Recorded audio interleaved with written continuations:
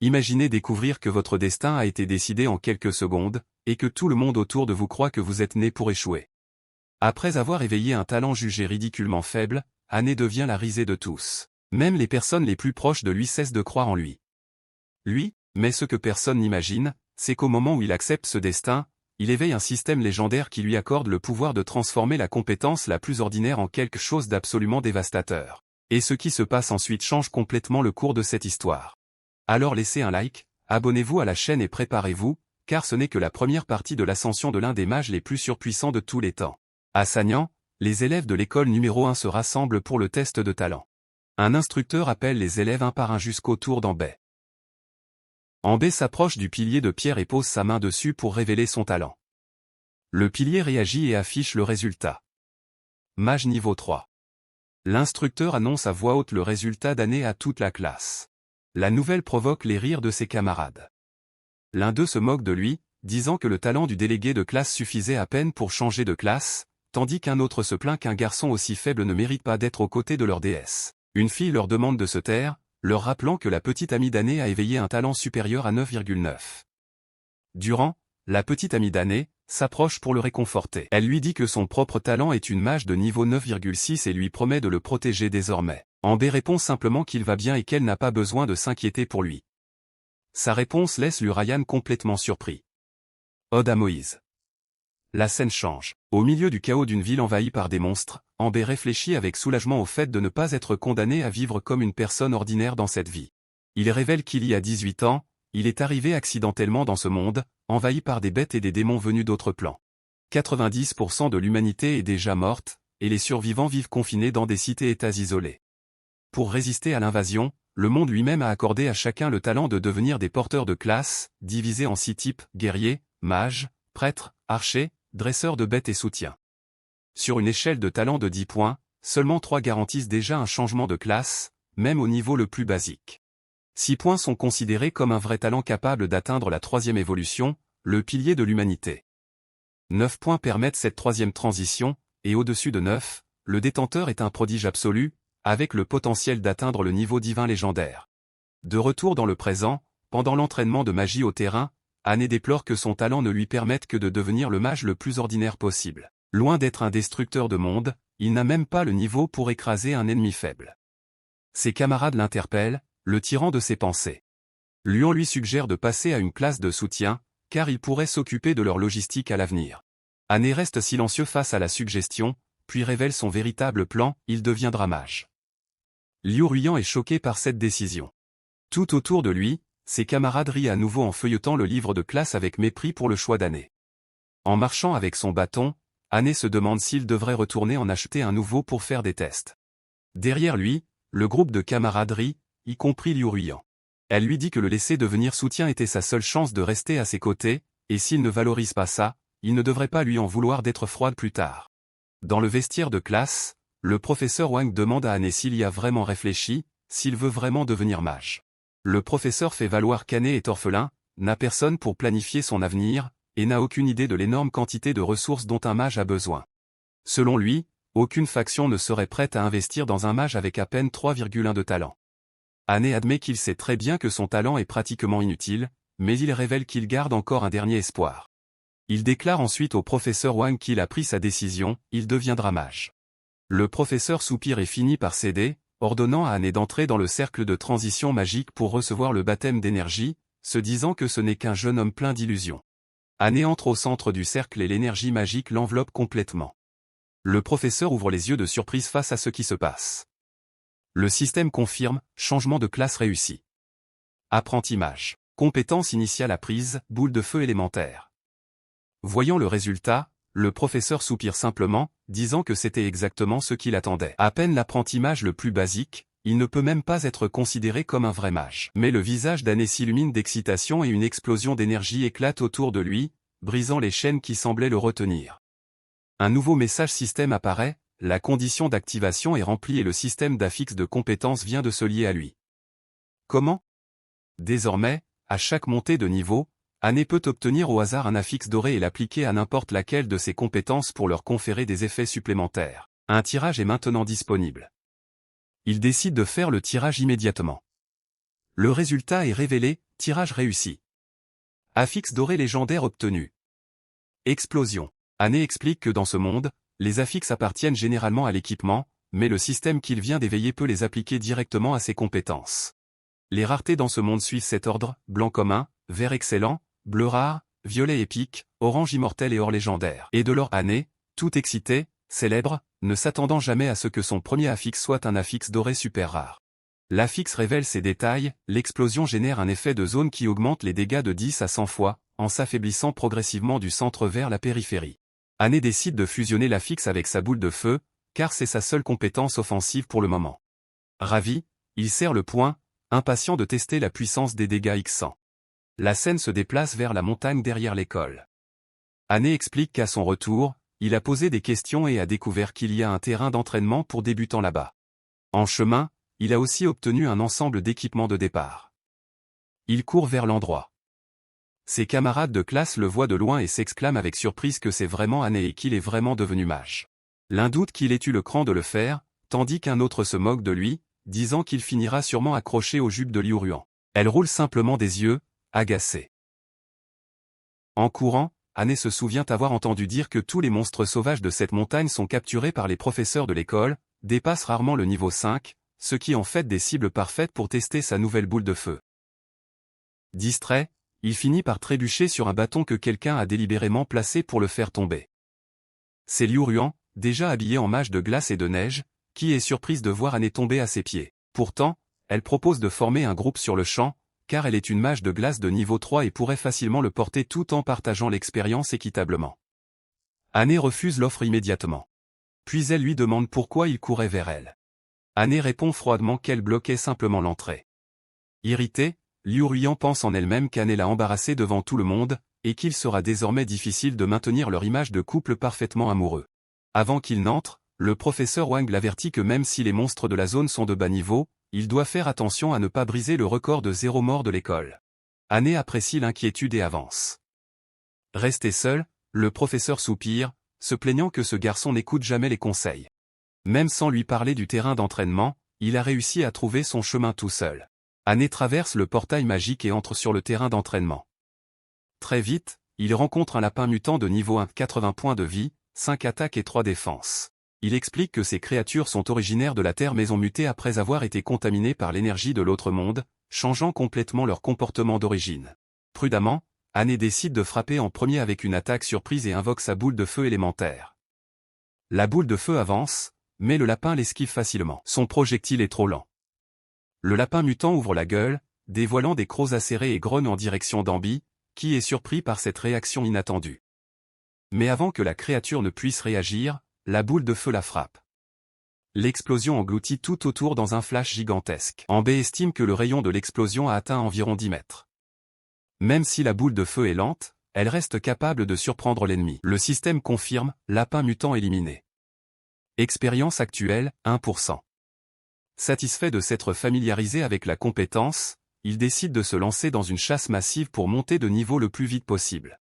Il s'enfonce dans les profondeurs de la forêt à la recherche de nouvelles cibles. Un sanglier mutant apparaît, grognant et chargeant violemment vers lui, suivi de plusieurs autres de la même espèce. Année réagit calmement, pensant que ça ne pouvait pas être mieux. Les créatures mutantes ont une faible intelligence et tombent facilement dans les pièges. Il lance une série de boules de feu sur le troupeau qui approche. Les sangliers continuent de charger droit dans les flammes. L'explosion éclate enfin, enveloppant tout le troupeau dans une unique vague de feu. Le système confirme 16 créatures mutantes éliminées.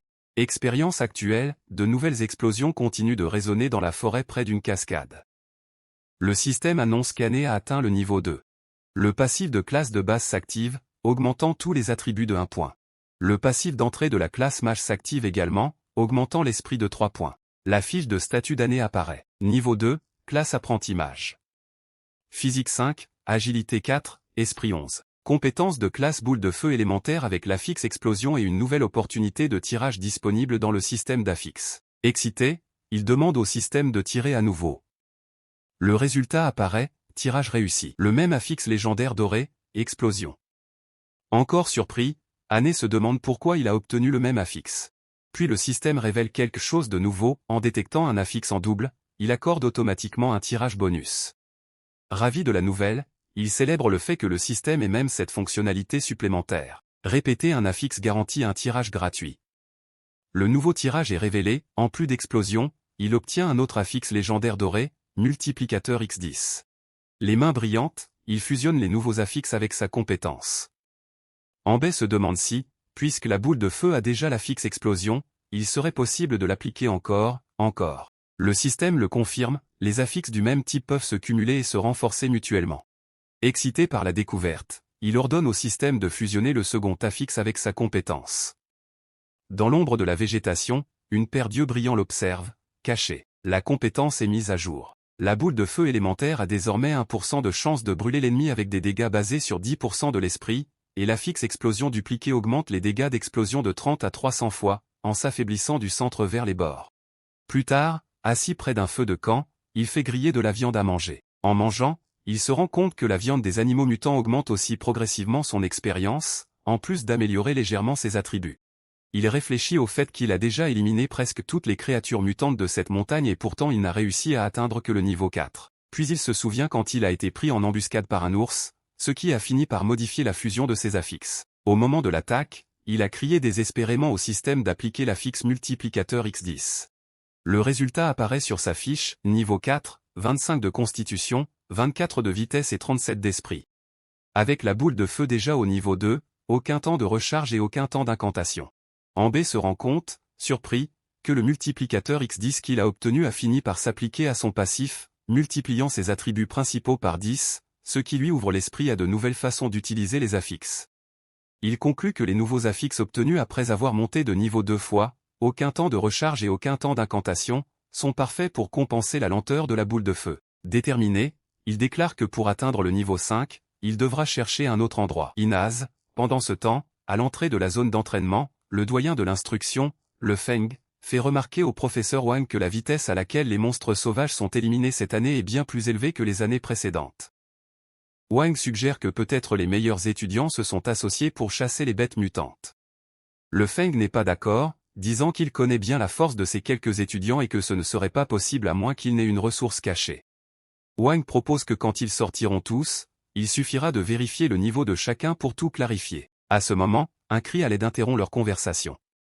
Un étudiant aux cheveux bleus apparaît en courant, désespéré, poursuivi par quelque chose. Wang l'attrape et lui demande ce qui s'est passé, en l'assurant qu'il est en sécurité maintenant. Maintenant, l'élève, encore haletant, dit qu'il ne comprend même pas bien lui-même. Il chassait des bêtes mutantes à la périphérie quand Wang insiste, lui ordonnant de terminer son histoire immédiatement. L'étudiant révèle qu'une énorme horde de créatures mutantes a soudainement avancé sur la périphérie et qu'il n'a survécu que parce qu'il a pu courir assez vite. Alarmé, le Feng ordonne à Wang d'élargir immédiatement le portail de téléportation avec lui pour protéger les étudiants. Il est au sommet de la montagne, ignorant tout cela. Ambi trouve étrange le silence autour de lui, incapable de voir une seule personne à proximité. Au loin, 3 étudiants courent en toute hâte. Le jeune aux cheveux bleus prévient que le portail a été élargi et qu'ils doivent partir dès que possible, tandis que la fille à côté de lui dit que les professeurs doivent attendre dehors pour fournir un soutien, jurant et ne comprenant pas pourquoi cette horde de créatures mutantes est soudainement devenue folle. La horde avance. Des cerfs et des loups mutants aux yeux rouges courent à pleine vitesse à travers la forêt. Au sommet d'une falaise, Anne observe la scène calmement, debout, fixant intensément la horde qui approche. Ambe comprend alors pourquoi ils ne pouvaient plus trouver de créatures mutantes sur la montagne derrière l'école. Ils avaient tous fui vers la périphérie. Il calcule que ce groupe suffirait à l'amener au niveau 5. Pendant ce temps, à l'entrée, étudiants et professeurs attendent anxieusement autour du portail de téléportation. Finalement, An traverse le portail et sort sain et sauf. De l'autre côté, le professeur Wang le salue avec soulagement et lui demande comment il a réussi à échapper à toute cette horde.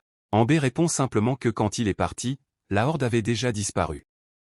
Feng conclut que les créatures se sont probablement dispersées d'elles-mêmes et lui dit d'aller se reposer, lui rappelant que le grand examen qui définira l'avenir de tous n'est plus qu'à 10 jours et qu'il vaut mieux utiliser ce temps pour monter de niveau. Seul, Ambe rabat sa capuche sur son visage, pensant qu'ils n'ont même pas pris la peine d'utiliser une compétence d'évaluation sur lui. Il conclut que c'est en fait mieux ainsi, car cela l'aide à cacher sa véritable force. À ce moment, le système confirme qu'il a atteint le niveau 5, débloquant le deuxième emplacement de compétences exclusives de classe, en plus d'activer des passifs qui augmentent tous les attributs de 10 points et l'esprit de 3 points supplémentaires. Et un nouveau tirage est révélé. Objet légendaire de qualité or obtenu, et explosion de cadavres. Ailleurs, quelqu'un tape du pied sur le sol, irrité. C'est Liu Ruan, qui avait fui la horde plus tôt. En regardant un énorme cratère plein de traces, il jure, incapable de comprendre où toutes ces créatures mutantes ont fini. La nuit, la façade illuminée de l'association des aventuriers se détache dans la ville. À l'intérieur du bâtiment, des boutiques avec des armes scintillantes et des bêtes de combat attirent son attention. Ambé se promène en observant tout, pensant qu'il peut maintenant apprendre une deuxième compétence et qu'il vaut la peine de jeter un œil au livre de magie en vente. Un énorme panneau annonce le grimoire de la tempête de glace avec des notes d'entraînement avancées incluses pour 10 000 yuan. Ambé est choqué par le prix, même pour la version la plus basique, et conclut qu'être mage n'est vraiment pas quelque chose qu'une personne ordinaire peut se permettre seule. Il se dirige vers le comptoir et les informe qu'il vient pour activer une carte de donjon. L'employé demande s'il est un étudiant de première année qui vient d'éveiller son talent le jour même. Ambé confirme. La réceptionniste à côté de lui explique qu'il doit juste indiquer de quelle école et de quelle classe il vient, puis remplir le formulaire. En arrière-plan, un homme musclé avec un bandana tenant une épée de cristal parie ses jetons, disant qu'il vient de la première école, classe mage, provoquant des acclamations d'un côté et des plaintes de l'autre. Du FA, Ambé et la réceptionniste remarquent l'agitation, et ils demandent ce qui se passe. L'homme s'approche en riant et salue Ambé comme s'il était son petit frère, impressionné qu'il ait déjà atteint le niveau 5 et félicitant le fait qu'Ambé soit aussi de la première école puisqu'il en est lui-même diplômé. L'homme dit que puisque le destin les a réunis, 3 potions de guérison de base lui appartiennent désormais. Ambé regarde les bouteilles sur la table et demande si tout cela était un pari. Cao Tui confirme qu'il pariait en effet sur quelle école aurait le premier étudiant à activer une carte cette année et quelle serait sa classe. Il a tout à fait raison de parier sur un mage de première année. Alors qu'il lui tend les bouteilles rouges et le remercie et l'appelle oncle, Cao Tui se plaint en disant qu'il n'a obtenu son diplôme qu'il y a 2 ans. Il se présente comme Cao Tui et propose son aide. S'il a besoin de monter de niveau plus vite à l'avenir, il peut venir le voir. Puis Ambé demande si, en plus de parier sur qui activera la première carte, il y a d'autres types de paris ici. Zoé explique que oui, il parie même sur quelle carte un débutant choisira pour son premier aide ou combien de temps il mettra pour le terminer. Cependant, il le prévient que maintenant qu'ils ont parlé, les parieurs plus expérimentés arrêteront de parier au hasard. Prenant l'une des bouteilles, Anne propose un pari audacieux, il peut lui-même terminer le donjon du purgatoire avec une cote de 10 contre 1. Cao s'étouffe avec la fumée qu'il exhalait, complètement surpris par la proposition. Il essaie de le convaincre d'abandonner, l'avertissant que le donjon du purgatoire n'est pas une affaire de débutant et qu'il ne devrait pas jouer avec sa vie. Mais le regard d'Ambé reste ferme et inébranlable. Les parieurs poussent un contrat en avant et demandent comment ils doivent l'appeler, car ce pari pourrait valoir environ 500 000 yuan. Ambé se dit qu'ils doivent avoir peur qu'ils ne puissent pas payer et qu'il finira par se retirer du marché. Puis, Ambé se présente comme étant de la famille An, sans Ambé, et promet de grandes récompenses à qui s'occupera de cela. Zhu murmure qu'il n'a jamais entendu parler de la famille An, mais conclut que quelqu'un capable d'être le premier à activer une carte ne peut pas être une personne ordinaire. Il doit appartenir à une famille aristocratique vivant dans l'ombre. Ambé active ensuite la carte de donjon. Donjon des insectes gus abominables. Niveau 5. Difficulté purgatoire. Un seul challenger. Cao réagit avec choc en réalisant qu'Ambé a choisi immédiatement la difficulté la plus élevée. C'est sans aucun doute un gros bonnet, et maintenant il doit saisir cette opportunité. Ambé est téléporté directement à l'intérieur du donjon. Le défi commence, révélant 4 étapes, survivre 8 heures en mode normal, en mode difficile, éliminer 300 insectes à ailes dorées et 300 insectes à ailes vertes, en mode cauchemardesque, vaincre les généraux de ces 2 espèces, et enfin, en mode purgatoire, détruire le nid d'insectes et survivre. Sans carte, Ambé réalise qu'il n'a aucun moyen de savoir où se trouve le nid. Il décide que la zone autour du nid doit être là où les insectes se concentrent, donc il suivra simplement le chemin le plus dense. Très vite, un essaim d'insectes à ailes dorées apparaît devant lui. Niveau 7 avec 680 points de vie, 60 d'attaque et 90 de défense. Ambé n'hésite pas et lance sa boule de feu sur l'essaim. L'explosion de la boule de feu frappe les insectes de plein fouet, les engloutissant dans les flammes. Ambé remarque qu'ils semblent être du type défensif, car les dégâts au bord de l'explosion ne suffisent pas à les tuer. Il décide de tirer à nouveau juste pour être sûr. Les insectes touchés commencent à trembler avant d'exploser dans une lueur verte. Surpris, Ambé reconnaît l'effet. C'est l'explosion de cadavres. Cet affixe fait exploser les ennemis morts, infligeant des dégâts égaux à leur santé maximale plus la puissance d'attaque reçue. Il se souvient que dans sa hâte de quitter la montagne derrière l'école, il n'avait même pas remarqué cet effet. Il n'avait vu que ça infligeait des dégâts et l'avait appliqué à la boule de feu sans trop réfléchir. Des explosions vertes se propagent dans toute la zone tandis qu'il avance à travers la destruction. Anne réalise qu'avec l'effet d'explosion de cadavres, il n'a même pas besoin de lancer beaucoup de boules de feu. Il suffit de laisser les corps exploser pour déclencher une réaction en chaîne. Réaction. Une nouvelle explosion l'engloutit complètement. La réaction en chaîne continue de se propager dans toute la zone, consumant tout autour dans le feu et la lumière verte. Anne continue d'avancer, sa cape flottant dans la fumée. Il réfléchit que cet effet est parfait pour gérer ce genre d'essaim. Même si une vague entière est détruite, les insectes restants se regroupent et attaquent à nouveau. Soudain, quelque chose attire son attention et il plisse les yeux, alerté.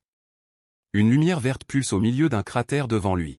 Il atteint le sommet d'une falaise et aperçoit une caverne infestée d'insectes en contrebas. Ça doit être le nid. Il pense qu'une concentration aussi dense rend en fait le travail plus facile. Levant son bâton, il commence à incanter. Les généraux insectes apparaissent au milieu de l'essaim, plus grands et plus menaçants que les autres. Une boule de feu géante s'abat sur le nid. Anne libère le sort, plongeant toute la caverne dans le chaos et la lumière. À l'extérieur du donjon, Saori attend avec suspense, les yeux fixés sur le panneau indiquant que le donjon est toujours en cours. Il prie pour qu'Ambé en sorte victorieux, se rappelant que les paris ont déjà dépassé le million.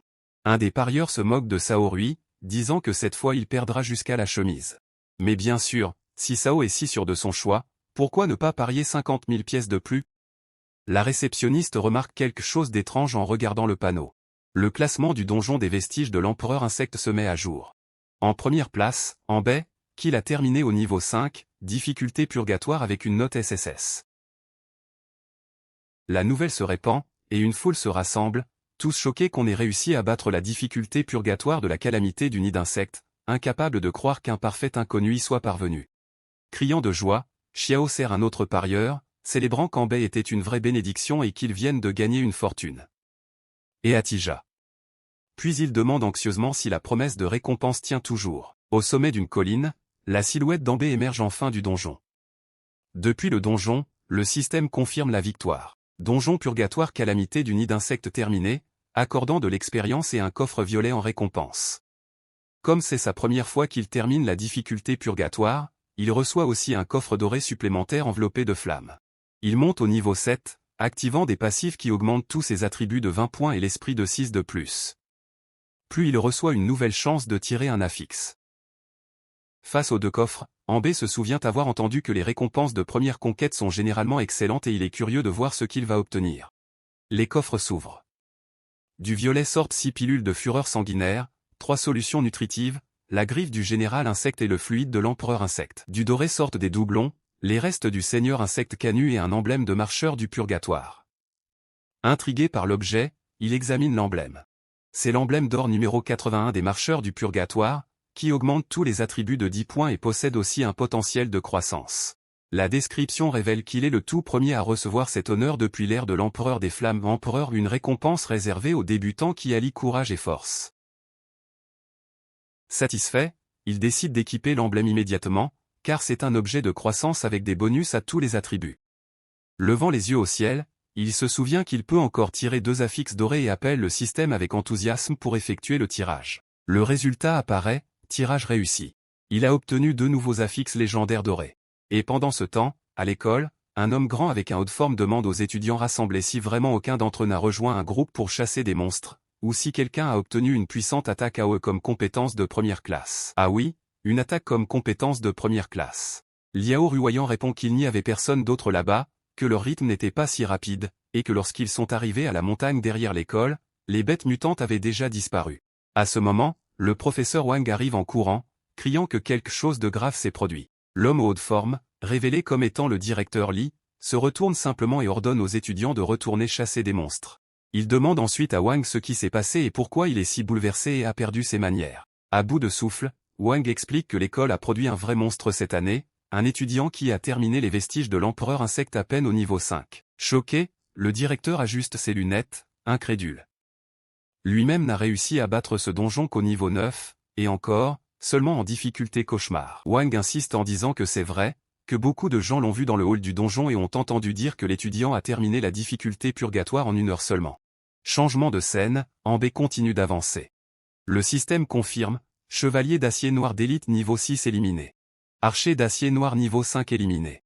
Entouré des ennemis tombés, Ambé prépare déjà la prochaine boule de feu, pensant qu'il a 3 raids gratuits par jour et qu'il ne peut pas les gaspiller avant la fin de la journée. Il remarque que ce donjon a pas mal de monstres d'élite, bien qu'en quantité bien moindre que les vestiges de l'empereur insecte. Caché derrière un pilier, un chevalier noir observe Ambé de loin. Soudain, le chevalier avance, tirant des flèches d'énergie. Ambé esquive mais finit par être effleuré par l'attaque. Profitant de l'ouverture, il contre-attaque. Le système confirme une autre victoire, archer d'acier noir d'élite niveau 6 éliminé. Blessé. Ambé boit une potion de soin rouge et décide que dès qu'il sortira du donjon, il achètera un livre de compétences défensives. Plus loin, il traverse une salle envahie de chauves-souris. Se dirigeant vers un portail éclairé, Néon et il avance rapidement dans le couloir, évitant les chauves-souris jusqu'à ce qu'il repère un bouton rouge qui brille au loin. Devant lui, une énorme structure se révèle, une sorte de marteau gigantesque. Ambé marche sur la plateforme, activant le mécanisme. La porte claque, faisant voler ses cheveux en arrière. Alarmé, il réalise que c'est une unité boss. Un poing blindé géant se referme sur le pommeau de l'épée. La créature se réveille en rugissant que quelqu'un d'autre a osé troubler son sommeil, et que la mort sera le châtiment. Le système affiche la notification « Boss, roi des géants d'acier noir, niveau 7, attributs inconnus. Compétences d'évaluation requises pour les révéler. » Le boss frappe de toutes ses forces, créant un tourbillon de destruction autour d'Ambé. Acculé, il comprend que l'espace est étroit, l'ennemi est énorme, et la portée de ses attaques est immense. Il n'y a pas de place pour esquiver. Déterminé, il lance une rafale de boules de feu consécutives, pensant qu'il serait idéal de l'achever d'un seul coup. D'un seul coup, les boules de feu frappent directement le visage du géant et explosent avec furie. Le boss rugit que l'insecte a osé le blesser. En reculant, Ambé réalise que la taille de l'ennemi est trop grande. La boule de feu ne parvient pas à percer sa défense. Cependant, il remarque aussi que ses mouvements sont lents, alors il décide de garder ses distances et de l'user petit à petit. Le géant lève son marteau et frappe violemment à nouveau. Le visage d'Anné se tord. L'explosion d'impact s'approche dangereusement de lui. Une autre vague de destruction se répand dans toute la zone. Il parvient à s'échapper de justesse, vu d'en bas parmi les décombres. Haletant, il admet qu'il a failli mourir et qu'il a en fait utilisé l'explosion différée de sa propre boule de feu à son avantage. Entouré d'une nuée de chauves-souris, le géant s'arrête et Anné a une idée. « Je sais quoi faire !» crie-t-il au système. Ajoute la fixe canon au passif de base et la fixe téléportation à la boule de feu. Une explosion éclate au milieu de la nuée de chauves-souris. Il explique qu'il va utiliser les explosions pour guider la direction de vol des chauves-souris. Voyant sa chance alors que le géant se déplace dans la nuée, Anné décide que c'est le moment. Une énorme explosion consume tout autour, et il conclut, et maintenant, utilise l'explosion de cadavres. Levant la main, il déclenche le coup final, explosion concentrée. Le système confirme que la compétence boule de feu élémentaire a augmenté de niveau, augmentant les dégâts de base de 10 points. Anné réalise avec surprise que contrôler précisément les compétences augmente aussi leur maîtrise. Le masque du monstre tombe au sol. Il réagit avec fureur, poussant un cri de guerre. Levant son arme, le géant charge en avant, rugissant pour la gloire des géants. D'en haut, Anné prépare sa prochaine attaque, visant l'ennemi en dessous. Une énorme explosion éclate sous les pieds du géant. Il explique que la fixe téléportation lui permet de contourner la portée d'attaque de l'ennemi, évitant tout danger. L'explosion continue de s'étendre, consumant le géant. Enveloppé de fumée, le coup final l'achève. Le système confirme la victoire. Unité boss, roi des géants de fer noir. Niveau, 6 éliminé, donjon de niveau 5, crypte du roi de fer noir, terminé en difficulté purgatoire, accordant une grande quantité d'expérience et un coffre violet. Comme c'est la première fois qu'il vainc ce boss à ce niveau de difficulté, il reçoit aussi une récompense cachée, le grand bouclier de fer noir, une pièce d'équipement de qualité violette enveloppée de flammes. Il atteint le niveau 8 avec 8% d'expérience. Les passifs s'activent, tous les attributs augmentent de 10 points, l'affinité avec le feu augmente de 10 supplémentaires, l'esprit de 6, et il gagne une chance supplémentaire pour un tirage d'affixe. Le coffre violet s'ouvre, révélant 5 solutions nutritives, 500 pierres de fer noir et un contrat de monture. Tenant le parchemin, Anné est surpris. Un contrat de monture est un objet extrêmement précieux. Objet. Monté sur un dragon bleu, il vole parmi les nuages, pensant qu'avec une monture, les déplacements deviennent beaucoup plus faciles et qu'elle peut aussi aider au combat. Profitant du moment, il décide d'effectuer le tirage immédiatement. Tant que le fer est encore chaud, le résultat apparaît. Génial! Tirage réussi. Affixe doré légendaire multiplicateur X10 obtenu. Comme c'est un affixe en double, il reçoit un tirage supplémentaire, révélant un autre affixe doré légendaire. Lotus cramoisi, capable de transformer les éléments de feu en feu de lotus cramoisi, multipliant la consommation de mana par 10 et garantissant 100% de chance d'infliger un effet de brûlure continue pendant au moins 30 secondes, infligeant des dégâts de brûlure chaque seconde équivalent à 1% des dégâts initiaux. En analysant le nouvel affixe, Anne conclut que d'après son nom, ce doit être le feu de lotus cramoisi capable d'améliorer la qualité du canon. Il décide ensuite d'appliquer à nouveau le multiplicateur X10 à son passif de base et le lotus cramoisi à la boule de feu. La feuille de statut se met à jour. Son passif de classe comporte désormais le double multiplicateur X10 et le canon. De plus, boule de feu élémentaire passe au niveau 3 et gagne l'effet lotus cramoisi. Avec son sac à dos plein d'objets, il planifie déjà sa prochaine étape. Demain, il vendra tous les matériaux et objets inutiles pour acheter des livres de compétences, et des livres. De plus, une bague spatiale est devenue une nécessité absolue. Appuyé contre l'énorme sac plein de butin, Ambé soupire d'épuisement en pensant à se débarrasser bientôt de toute cette camelote. Il se souvient qu'il a déjà nettoyé tous les donjons de niveau 5 et que le prochain ne se débloquera pas avant d'atteindre le niveau 10. Soudain, ses yeux s'illuminent en se rappelant quelque chose d'important. Il saute sur le sac à dos, inquiet. Il n'a toujours pas reçu l'argent des paris. L'argent? Aurait-il pu filer avec tout le fric? Au loin, il aperçoit Saoruyan, complètement ivre, levant son verre et célébrant le fait d'être enfin sorti du donjon. Abba trouve étrange de le trouver encore là et demande pourquoi il insiste pour l'appeler grand frère alors qu'il est plus jeune. Zou répond que seule la force compte. Vider 5 donjons en une seule nuit et battre tous les records prouve qu'une personne aussi puissante ne peut pas être traitée comme un simple bleu. Il tend une carte à Ambé et révèle que tout l'argent collecté grâce au pari du jour est là, soit un total de 1 980 000 yuan. Voyant l'expression surprise d'Ambé, Xiao explique fièrement que pendant qu'il vidait les donjons, il s'est occupé de collecter tous les paris, et que c'était le résultat de cette victoire écrasante. Se penchant, il lui demande de faire attention à un certain individu, car la moitié de cet argent provient des pertes que celui-ci a subies. À une table isolée, un homme encapuchonné boit seul. Sao explique que c'est Jian Li, membre de la guilde des assassins de l'ombre, un assassin de niveau 20, et craint qu'il ne cherche à se venger. Anne se contente de hocher la tête, indiquant qu'il a compris l'avertissement. Avant de dire au revoir, en battant à Sao tous les rebuts et objets obtenus cette nuit-là en remerciement pour son aide. Zou embrasse l'énorme pile d'objets, émerveillé de réaliser qu'ils valent une véritable fortune. La scène se déplace vers la ville de nuit au milieu de bâtiments illuminés. Les objets obtenus par Ni sont étalés sur le lit, une bague de rubis, une amulette, une bague spatiale, un livre d'évaluation de base et un livre de compétences exclusif pour mages. Assis et vêtu d'une robe jaune, il réfléchit qu'il a vendu le reste du butin et réuni 3 millions de yuan juste pour obtenir cet ensemble d'équipements. Les mages dépensent vraiment de l'argent à un rythme effrayant. Les mains sur le livre, il pense que peu importe la somme d'argent que l'on possède, elle n'a de valeur que si elle est transformée en véritable force. Il se plonge dans la lecture tandis qu'une lueur dorée enveloppe le livre et que la connaissance coule en lui. Une nouvelle compétence, bouclier de base, est révélée, capable de lier un équipement de type bouclier, accordant sa valeur de défense et de protection plus 5% de l'attribut d'esprit. Excité, Ambé célèbre le fait qu'une compétence défensive basée sur le bouclier compense parfaitement sa faiblesse et que le bouclier obtenu dans le donjon sera enfin utile.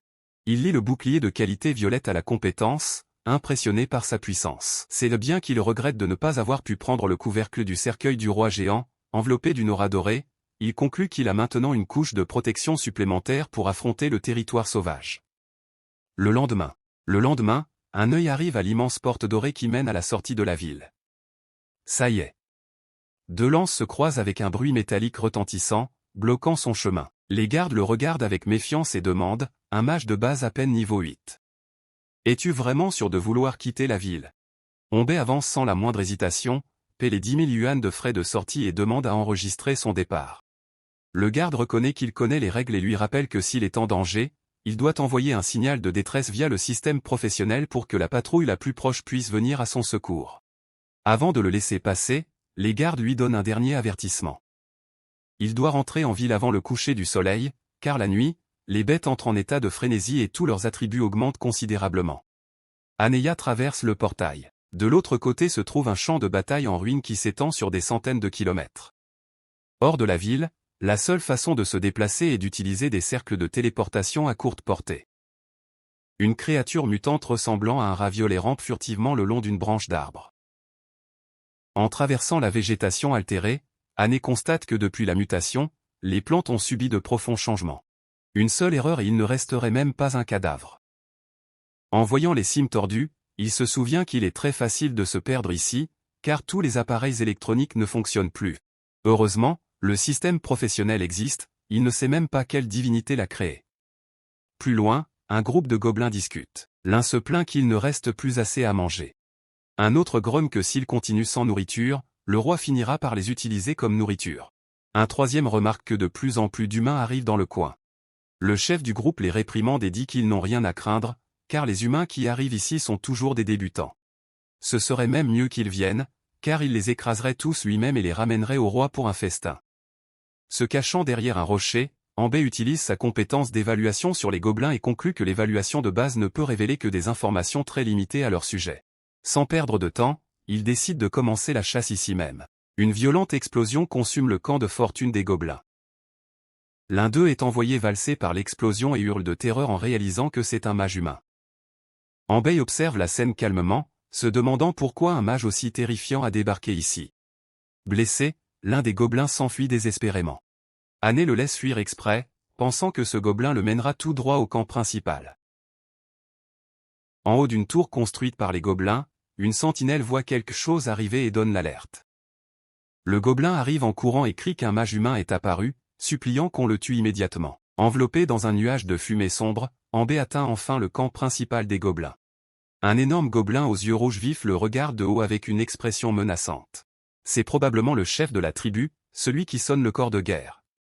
Un corps, Ambé n'hésite pas une seconde et prend l'initiative, déclenchant une explosion instantanée. La horde n'est pas intimidée. Ils crient tous en s'armant à la hâte. Deux gobelins se détachent devant, un guerrier avec un collier de crâne et un archer prêt à tirer. La flèche heurte le bouclier d'Anna avec un bruit métallique retentissant. La barrière absorbe complètement l'impact. 0 dégâts. La valeur du bouclier ne diminue même pas. Le bouclier télékinésique reste complètement intact. Le chef gobelin fonce, brandissant une énorme hache, prêt à porter un coup dévastateur. Mais même la hache du chef parvient à peine à égratigner la protection, infligeant des dégâts presque négligeables. Choqué, le gobelin ne peut pas croire que c'est possible. Anne élève la main calmement, comme pour s'excuser de ce qu'il s'apprête à faire. Ouf! Une énorme explosion éclate au milieu des gobelins. Leur chef tombe à terre, déjà vaincu. L'effet d'explosion en chaîne continue de se propager, consumant tout autour dans une traînée de feu verdâtre. Non loin de là, un assassin encapuchonné se déplace furtivement dans la forêt, maniant une paire de dagues. Ouh! Intrigué par le fracas, il se demande quel mage puissant provoque ces explosions continues. À côté de lui, un compagnon fait remarquer que ce schéma d'explosion ressemble beaucoup à la compétence de niveau 3, explosion de flammes. Plus loin, une partie de la structure du camp s'effondre sous l'impact. Un gobelin aux cheveux roses et aux yeux rouges tient sa lance en position défensive, totalement sur ses gardes. L'un des gobelins déclare que s'ils parviennent à tuer cet humain, ils seront sûrement récompensés par le roi. Puis, avec un rugissement unanime, ce qui reste de la horde charge d'un coup contre Anise. En regardant la charge coordonnée des gobelins, Anne fait remarquer qu'ils connaissent même un peu le travail d'équipe, même si c'est encore une blague face à une puissance absolue. Ils lancent des sorts en un instant, éliminant le groupe avec des explosions consécutives. Une lance fonce vers lui, mais elle est bloquée et détruite par son bouclier. Faisant tourner son bâton, il déclenche une autre onde dévastatrice qui balaie ce qui reste de la résistance ennemie. Le système confirme 34 gobelins éliminés. Expérience actuelle à 16% du niveau 8. Parmi les décombres, Anne se moque de lui-même, disant qu'il a eu de la chance de nettoyer un camp de gobelins aussi vite. Parmi les débris, il remarque quelque chose qui brille au sol, entouré d'armes, de pièces et d'un parchemin. Il ramasse un cristal violet et reconnaît sa valeur, ça coûte 1000 yuan le gramme. À Sanjiang, seuls les élites les plus riches peuvent se permettre un tel objet. Ça, il réfléchit que même si c'est comme marcher sur une corde raide, les classes de combat gagnent vraiment de l'argent beaucoup plus vite que les classes de soutien de la vie quotidienne. En avançant, il se souvient que le gobelin a mentionné un roi, donc il doit y avoir un camp encore plus grand à proximité. Au loin, une nouvelle explosion illumine le ciel. Un gobelin géant tombe vaincu, alors qu'un œil vole vers lui. Pendant ce temps, cachés parmi les arbres, deux assassins observent la scène. L'un d'eux appelle l'autre frère Li, demandant si c'est le sujet qu'il a trouvé hier. L'autre confirme. C'est lui qui est responsable d'avoir pris sa position de chef d'équipe et de l'avoir forcé à payer plus des 1 million à la guilde en seulement 3 jours. Le regardant d'en haut, l'un d'eux chuchote que le gamin est à peine au niveau 9 et suggère de lui tendre une embuscade en secret. L'autre l'interrompt, l'avertissant de n'y point penser. Il est de la famille Bay. Annie s'étire, soulagée, respire enfin. Niveau 10. Le système confirme que tous ses attributs augmentent de 30 points. Son affinité avec le feu augmente de 10 et son esprit de 30 de plus. Il conclut qu'il commence à faire sombre et qu'il vaut mieux trouver un endroit sûr avant de continuer. Son profil est mis à jour. Niveau 10, physique 138, vitesse 137, esprit 171, affinité feu plus 44, forme de feu équipée de l'emblème du marcheur du purgatoire numéro 81, maîtrise de boule de feu, bouclier télékinétique et appraisal de base, plus 2 opportunités disponibles pour la fixe. Depuis les branches voisines, les assassins continuent de l'observer, commentant qu'ils sont trop près de la garde de la ville, donc il vaut mieux le suivre avec plus de prudence. Tous deux continuent de débattre de ce que pourrait être cette prétendue famille Bay, se demandant si une famille prestigieuse de ce nom existe vraiment dans la ville. Maintenant caché dans une caverne, son ombre disparaît dans l'obscurité. Assis près du feu de camp, il décide de profiter du moment pour demander au système de tirer de nouveaux traits. Une explosion de lumière dorée illumine la caverne, révélant les résultats du tirage. 2 nouvelles cartes apparaissent devant en baie et explosion et un trait marqué par un crâne enflammé appelé substitut anti-mort. Le résultat du tirage est confirmé, un trait légendaire doré, incassable, et un trait mythique rouge très rare, substitut anti-mort. Surpris, Ambé s'exclame, rouge, rang mythique? Intrigué, il se demande pourquoi il n'avait jamais entendu parler de ce rang auparavant, réalisant qu'il existe un niveau encore au-dessus de légendaire. Pourrait-il aussi exister un rang mythique suprême supérieur à tout ce que je connaissais? Assis dans la caverne, il regrette que ce trait ne soit pas une capacité et essaie de comprendre comment en tirer le meilleur parti. Puis il décide de l'appliquer à une capacité passive en espérant que cela pourrait quand même s'avérer utile. L'effet du trait est révélé. En recevant des dégâts mortels, il laisse un substitut à sa place tandis que le corps principal se téléporte à n'importe quel point dans un rayon de 1 km, restaurant complètement son état physique et lui accordant 1 minute d'immunité totale aux dégâts.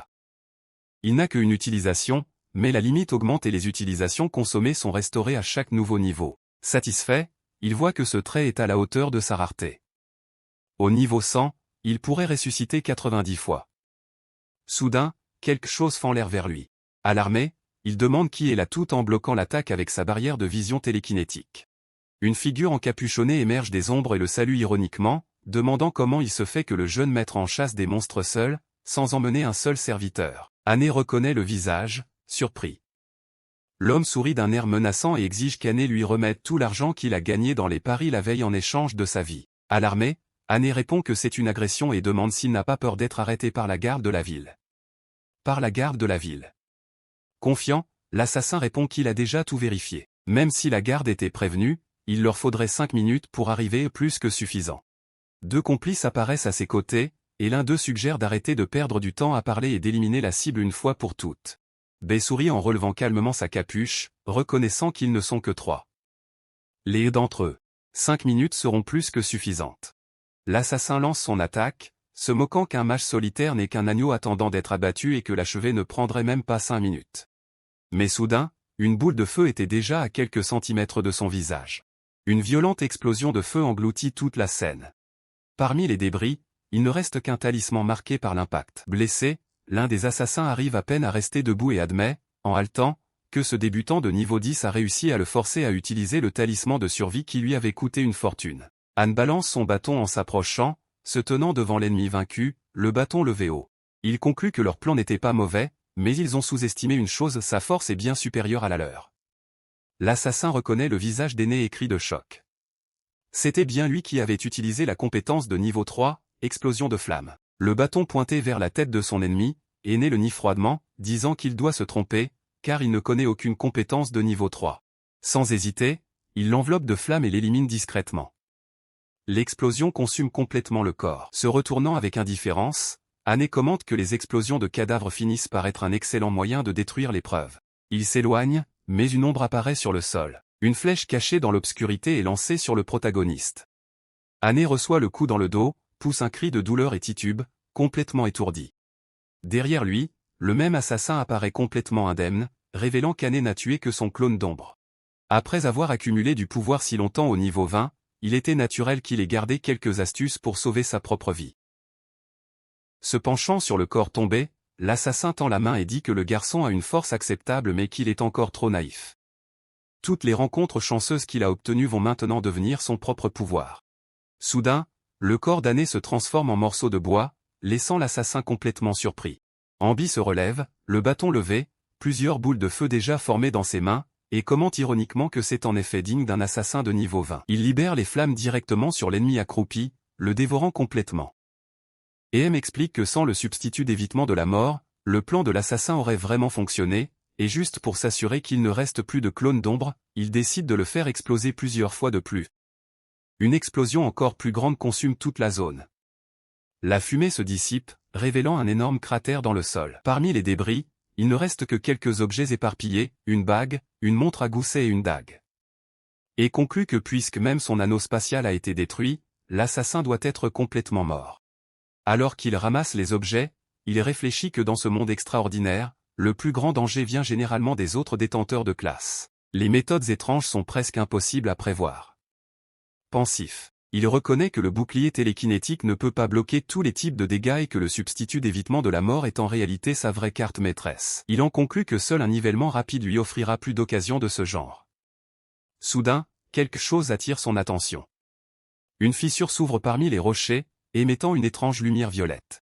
Anne s'approche de la fissure et utilise sa compétence d'évaluation, mais le résultat apparaît partiellement censuré et ne révèle que des fragments d'informations.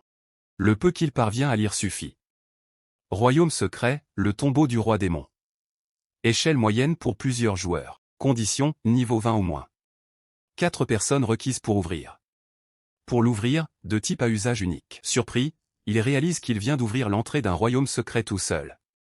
Sans perdre de temps, il avance. Il soupire en se rappelant qu'il faut 4 personnes pour ouvrir l'endroit. Sia, il songe à ses camarades, puis rejette l'idée, peu fiable, il volerait les ressources. Résolu, il écrit, frère Sao, nouveau royaume secret. Il me faut 3 personnes de plus, niveau inférieur à 20. Venez vite, et il appuie sur envoyer. Peu après, une voix résonne à travers la forêt, l'appelant, frère, où es-tu? En bas voit le groupe approcher et se sent soulagé qu'il soit enfin arrivé. Qu'il soit arrivé. Saori s'excuse pour le retard et explique qu'il a eu un petit contretemps en chemin. Il présente ensuite les 2 filles qui l'accompagnent, sa petite sœur Sao Sikin et sa camarade de classe Seiying. Toutes deux viennent d'obtenir leur classe et il les a amenées pour gagner de l'expérience, en espérant qu'Ambe n'y voit pas d'inconvénient. Les 2 se présentent. Sao Sikin de l'académie Suila, gardien de niveau 3, actuellement niveau 5. Seiying, également de l'académie Suila, guerrier de niveau 3, niveau 4. Ambe se présente aussi au groupe et leur demande de l'appeler simplement Ambe. Ensemble, ils entrent dans la grotte, et il les guide vers l'entrée du royaume secret. Il explique que puisque c'est un royaume secret multijoueur, ils n'auront pas à se battre, ils doivent simplement le suivre à l'intérieur et chacun recevra 10% de la récompense. Kao Siken chuchote à son frère, confuse, demandant s'il n'était pas censé être emmené pour porter Ambe dans le donjon, alors comment cela a-t-il fini par être l'inverse? Kao lui la corrige rapidement, l'assurant qu'elle a tout mal compris, qu'Ambe est un vrai professionnel et qu'ils ne sont là que pour atteindre le nombre minimum de joueurs. Il la prévient ensuite qu'il n'a pas besoin de sa part de 10%, car il est bloqué au niveau 20 depuis longtemps et gagner de l'expérience ne lui est plus utile. Une explosion de lumière violette enveloppe l'entrée et ouvre complètement le portail. Sous une lune pleine gigantesque, éclairant un paysage étrange et désolé, le groupe entre dans le royaume secret. Effrayé par le paysage, Xian crie que ce genre de donjon est trop effrayant. Et Ambe pense en lui-même qu'elle a probablement choisi une classe de guerrière au bouclier avec une défense élevée précisément parce qu'elle a peur d'être blessée. Soudain, une main squelettique bleuâtre traverse le sol. Un squelette se lève, enveloppé d'une lueur bleue, les yeux rouges brillant intensément, suivi par beaucoup d'autres qui commencent à émerger au loin. Les informations du monstre apparaissent devant eux, squelette épéiste, niveau 15, unité d'élite, violet, avec 2800 points de vie, 300 points de vie, 350 de défense, ayant maîtrisé les compétences d'épée au niveau maximum. Sao Sikin demande avec inquiétude s'ils n'ont vraiment pas besoin d'intervenir puisqu'Ambe n'est aussi que niveau 10. Peut-il vraiment affronter une unité d'élite comme ça tout seul? Confiance.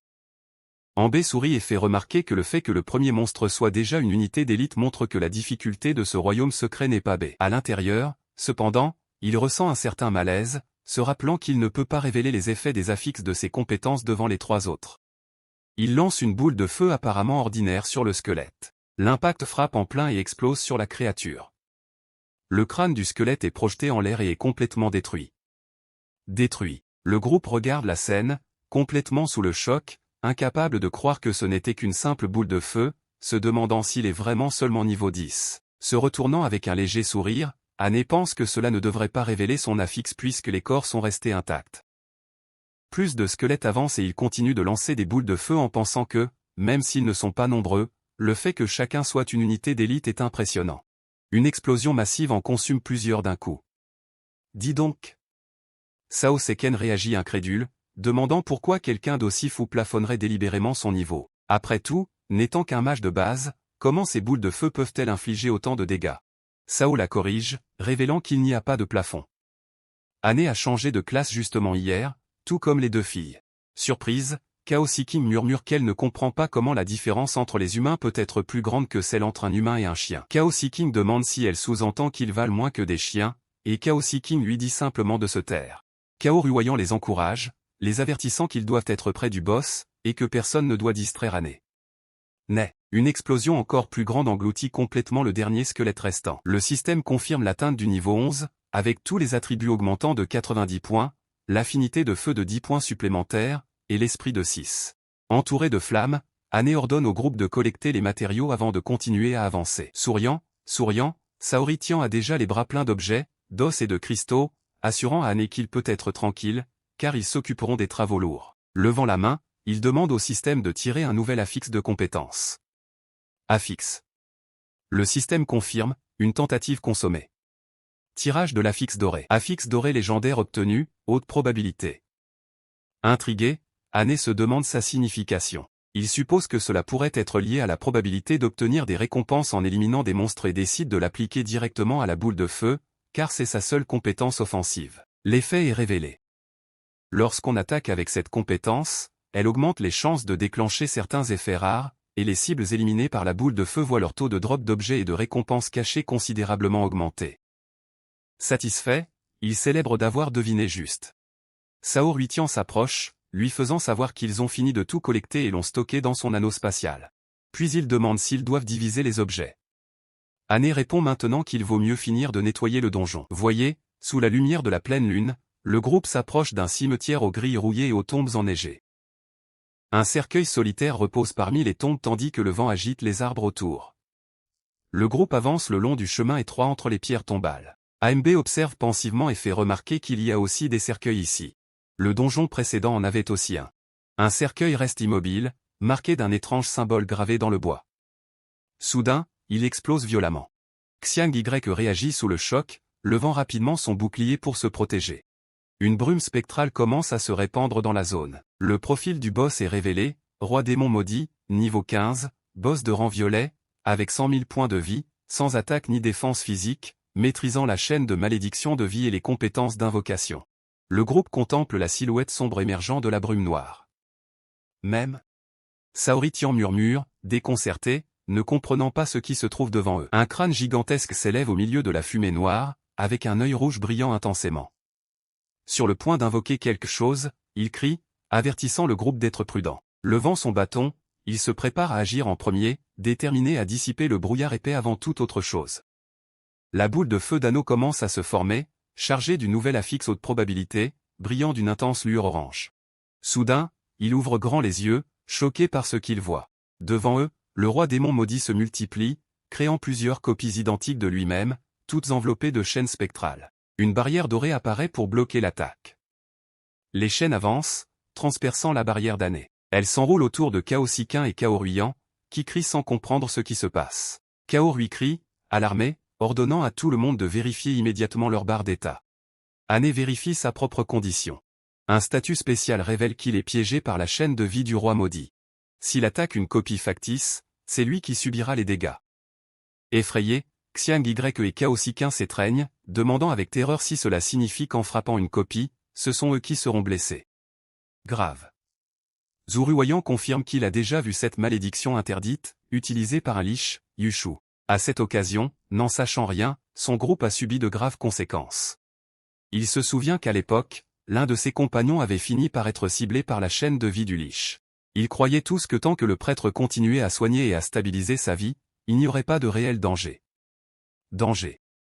Mais même après avoir combattu jusqu'au bout et détruit le Lich, éliminant la source de la malédiction, la vie de leur camarade continua de décliner, sans aucun moyen de le sauver. Xiang ouvre grand les yeux, incrédule, incapable de comprendre comment une telle chose est possible. Restant calme, Ambé demande à tout le monde de ne pas paniquer. Ils ne subiront des dégâts que s'ils frappent une copie, ce qui signifie que 9 des 10 rois démons visibles sont des faux. Trouver le vrai et l'éliminer suffit pour être en sécurité. Saotom semble pensif, mais demande comment ils vont parvenir à identifier lequel est le vrai. Silencieusement, Ambé pense que grâce à son substitut anti-mort, il n'a pas peur de mourir.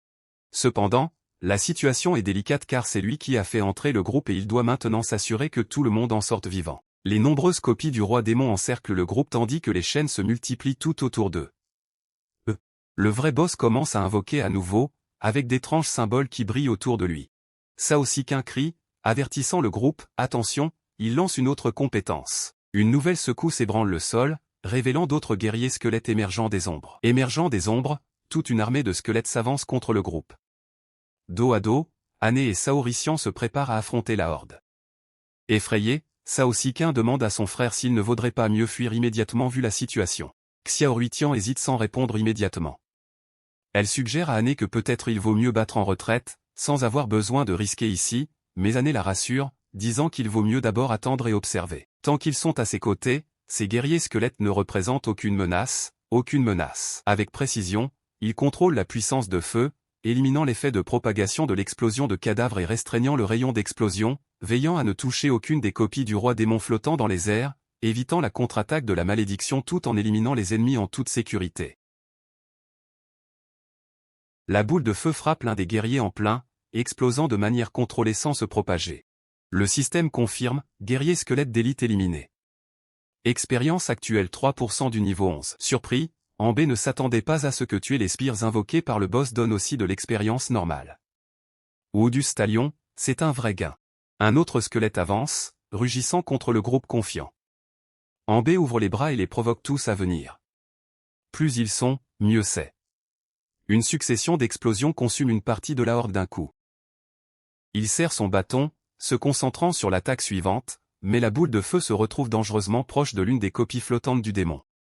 Alarmé, il réalise son erreur, il s'est laissé emporter et a libéré trop de puissance dans l'attaque. L'explosion frôle le clone et manque de peu la mauvaise cible. Soulagé, il reconnaît qu'il était sur le point de déclencher la contre-attaque de la malédiction. Souriant joint les mains et supplie Anne d'être plus prudent, car la vie de tous est entre ses mains. Anne s'excuse et lui assure que c'était juste un accident, pas de quoi s'inquiéter. Enveloppé de flammes, il adopte une posture imposante, son bâton levé et 3 boules de feu flottant autour de lui, prêt pour l'attaque suivante. D'un mouvement instantané, l'explosion désintègre plusieurs guerriers squelettes d'un coup. L'impact continue de se propager tandis que plusieurs boules de feu se dirigent vers les ennemis squelettes.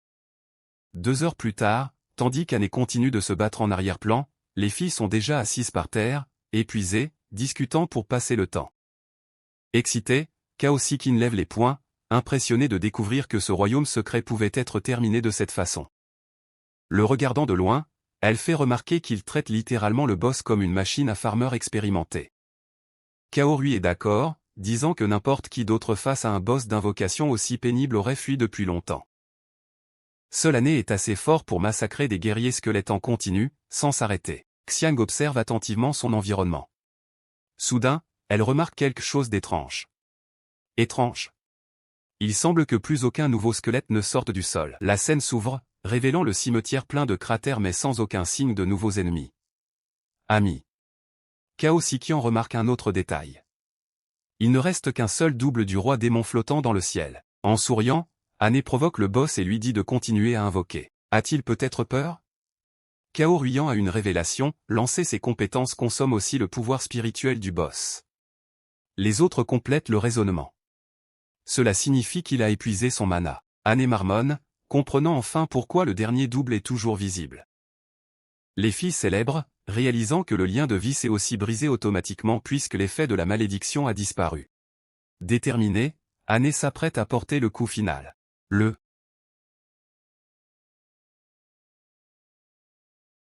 Une énorme explosion consume tout, mettant fin au combat. Le système confirme, boss violet roi démon maudit niveau 15 éliminé. Éliminé.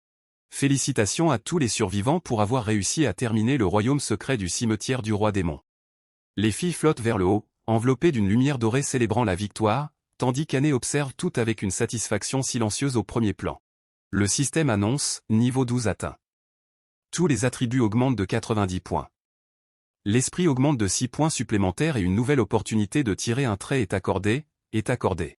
Une récompense apparaît, un coffre de royaume secret violet commun, et pour avoir fait un sans faute, ils reçoivent aussi le noyau de cristal du royaume secret.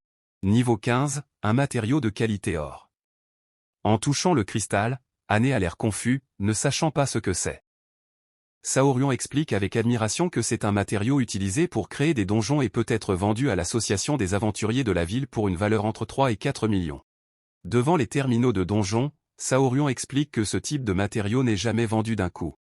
À la place, on signe un contrat et on reçoit une commission proportionnelle au nombre de personnes qui explorent le donjon créé avec. Mais le coffre du royaume secret s'ouvre, révélant les restes du roi démon, un livre de compétences d'invocation de niveau 3, le bâton d'os sacré et le collier de la sorcière noire, tous deux des équipements de qualité violette. Regardant le portail commencer à se refermer derrière eux, Saoruitian fait remarquer que la récolte était bonne, mais qu'il vaut mieux partir le plus vite possible, car ce petit monde est sur le point de s'effondrer. Le groupe entre dans le tourbillon d'énergie violet qui les ramène. Ils montent tous à travers le donjon qui s'effondre, enveloppé de lumière. Une fois dehors, Saoruitian rit encore, incrédule, disant qu'il n'aurait jamais imaginé qu'un royaume secret puisse être terminé avec une telle facilité, presque comme dans un rêve.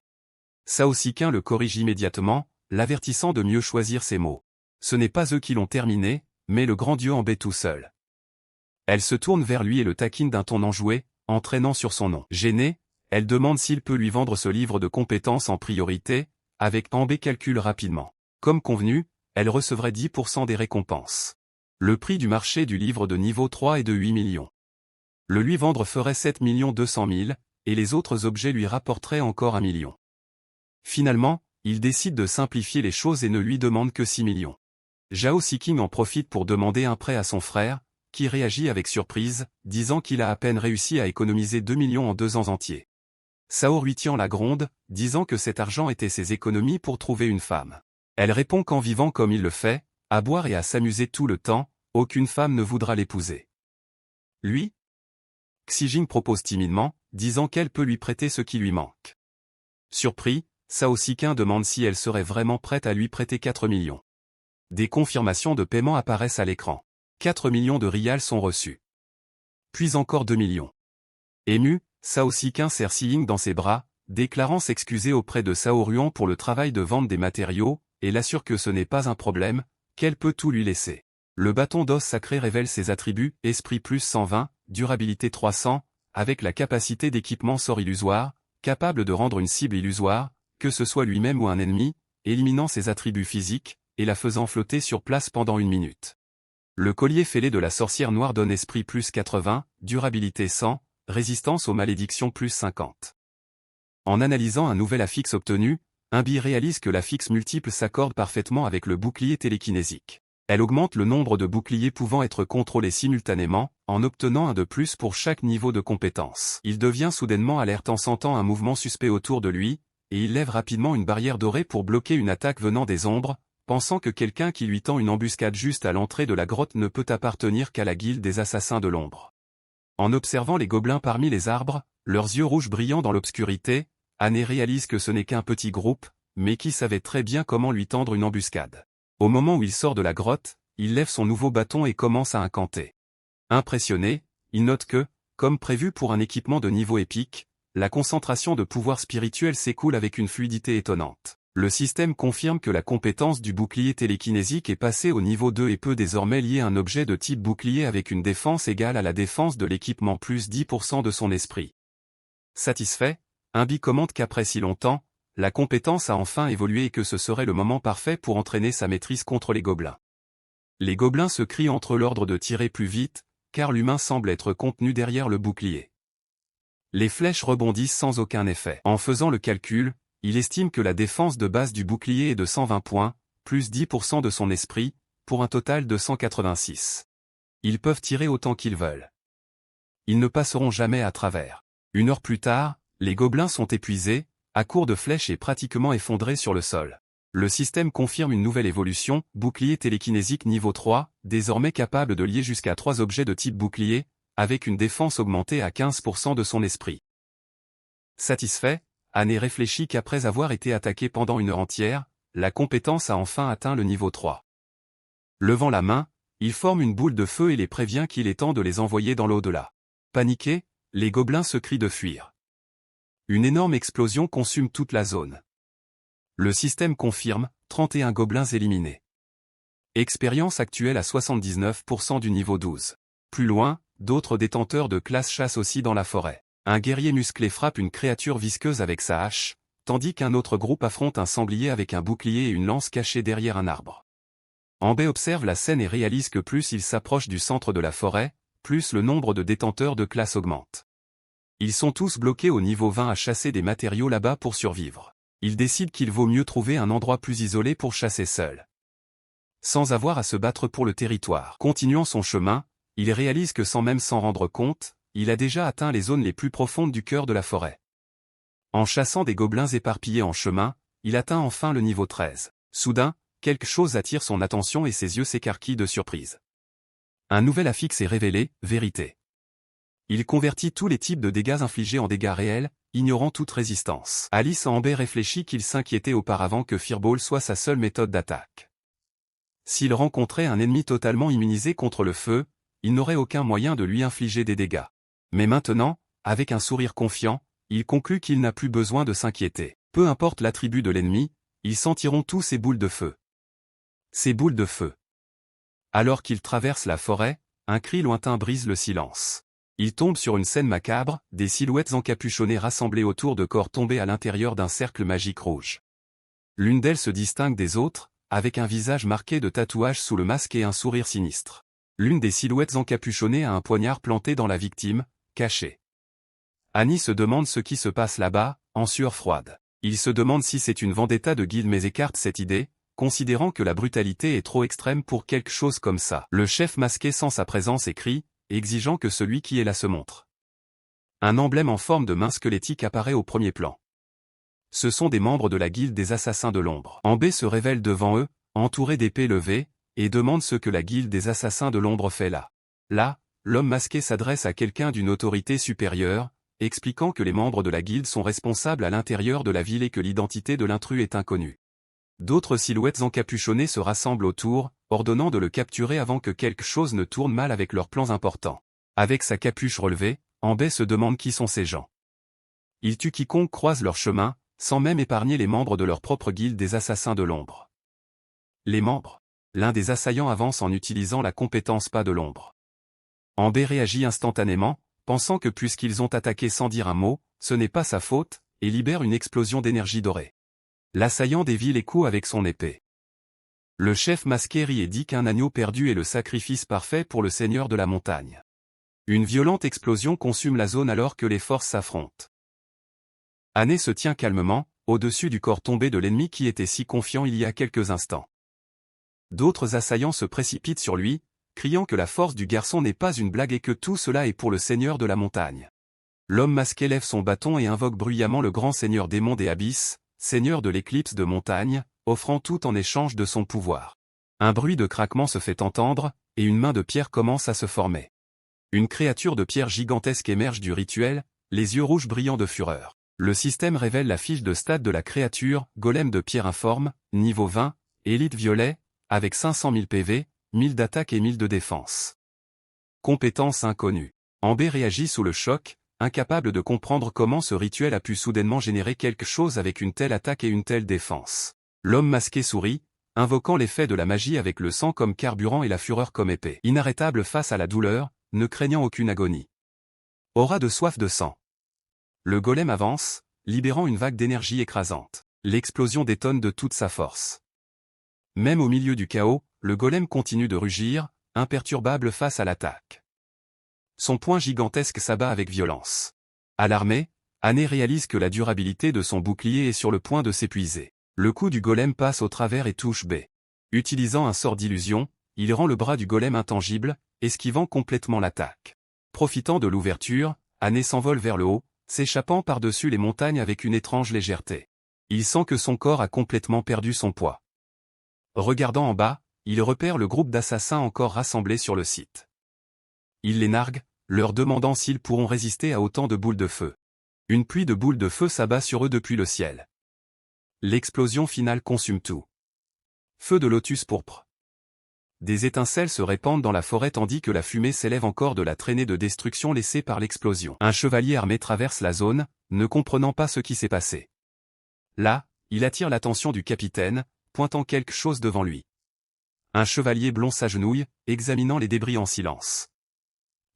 Il ordonne que toute découverte liée à l'abîme soit signalée immédiatement, en avertissant les supérieurs d'envoyer quelqu'un pour inspecter le site. Il demande si on a trouvé la personne qui a envoyé le signal de détresse. La réponse arrive sèchement. Capitaine, négatif. Observant la dévastation autour de lui, le capitaine blond conclut qu'une bataille intense a dû avoir lieu ici, et que peut-être celui qui a envoyé le signal a déjà péri. Il est loin de là. Anne marche dans la forêt, réfléchissant que ses ennemis étaient vraiment difficiles à affronter et que l'un d'eux a réussi à s'échapper. L'homme masqué qui a déjà fui se dit qu'il vaut mieux laisser ce désastre entre les mains de l'équipe d'enquête. De retour sur le site de la bataille, un homme plus âgé examine la scène et confirme que ce sont bien des créatures de l'abîme. Il explique que c'est une barrière de corrosion. Ce sont des membres du culte des abysses. Le capitaine blond réagit sous le choc, demandant si c'est ce même culte des abysses. Nia, tous deux sont alarmés, ne comprenant pas comment ces maudits cultistes ont soudainement surgi près de Sanjiang. Le capitaine donne des ordres immédiats, d'abord, avertir toutes les équipes de patrouille de chercher des traces du culte des abysses. Un subordonné confirme immédiatement. Deuxièmement, lancer une alerte d'urgence pour que tous les professionnels se retirent à l'intérieur de la ville sans rester seuls dans le territoire sauvage, surtout les étudiants. La scène se déplace dans la salle de réunion du hall des donjons. Link 15 ans, directeur du département de l'éducation de Suan, déclare qu'il a déjà examiné la liste de recommandations internes de cette année et espère qu'il n'y a pas de bêtises là-dedans. Sanjay Awei, directeur de l'école numéro 1, fait remarquer à Sangui, directeur de l'école numéro 2, que son école a cette année un élève avec un talent noté 9,6 qui a terminé la transition de glace et neige de niveau 3. Frappant sa main sur la table, le ministre interrompt furieusement, demandant pourquoi le nom de l'étudiant Anne n'apparaît pas sur la liste. Confuse, Lan Wu, directrice de l'école Suilan, demande s'il n'appartient pas en réalité à son école, la numéro 1. Numéro 1. Sangowei réagit perplexe, ne comprenant pas de quoi elle parle. Perplexe, Sangowei met une main sur sa tête, incapable de comprendre comment il n'avait jamais entendu parler de cet étudiant. Les dossiers d'année commencent à apparaître à l'écran. Première place dans les ruines de l'empereur insecte, niveau 5, difficulté en fer, classement SSS. Première réalisation en solo et sans subir aucun dégât. Première place dans la forêt sauvage, niveau 7, avec le même classement. Première place dans le village en ruine, et aussi dans le tombeau du roi de fer noir, tout avec le même schéma impressionnant de victoire en solo et parfaite. Le ministre observe tout avec incrédulité, fixant intensément Sangui. L'un 15 ans exige des explications, avertissant que s'il découvre de mauvaises intentions derrière cela, l'école sera entièrement enquêtée par les supérieurs. Sangui suggère que c'est peut-être juste un bug dans le système du donjon. L'un 15 ans murmure qu'un tel talent brillera de lui-même lors du grand examen, même sans recommandation interne, et quand cela arrivera, le ministre le regrettera. À ce moment, une alerte résonne à travers les haut-parleurs. Une activité du culte des abysses a été détectée hors de la ville, et tout le monde doit rester vigilant. Furieux, l'un 15 ans réagit, comment des traîtres à l'humanité comme ceux-là osent-ils apparaître précisément à Sanan.